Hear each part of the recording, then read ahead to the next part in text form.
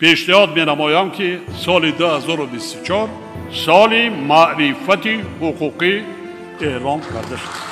اداره روزنامه خطلون و سود ولایت خطلون به افتخار سال معرفت حقوقی اعلان گردیدن سال 2024 برای نوشتن بهترین مقاله آزمون مشترک ایجادی را تحت عنوان معرفت حقوقی اعلان می‌نماید. آزمون معرفت حقوقی در پرتو پیام پرزیدنت جمهوری تاجیکستان محترم امالی رحمان به مجلس عالی مملکت و جهت تطبیق فرمان پرزیدنت جمهوری تاجیکستان درباره سال معرفت حقوقی اعلان نمودن سال 2024 از 30 دکمبر سال 2023 تحت رقم 668 و به مناسبت 30 سالگرد قبول کنستیتوسیون جمهوری تاجیکستان تشکیل کرده می شود. در آزمون شهروندان کسب و کار گوناگون و همه علاقمندان ایجاد اشتراک کرده می توانند.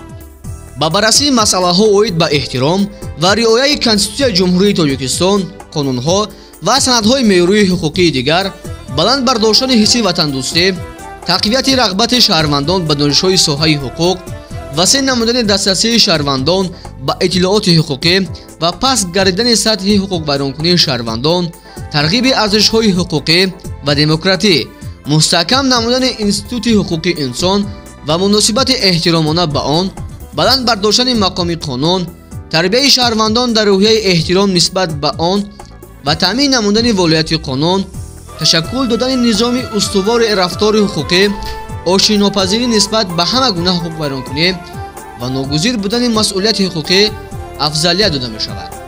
مقاله ها در شکل چاپی در حجم نبیش از 3 صحیفه، حروف اندازه‌اش 14 تایمز نیو رومن یا اریال قبول کرده می شوند. مهلت پیشنهاد مواد برای اشتراک در آزمون از روز آغاز اعلان تا 1 نوامبر سال 2024 مقرر کرده می شود.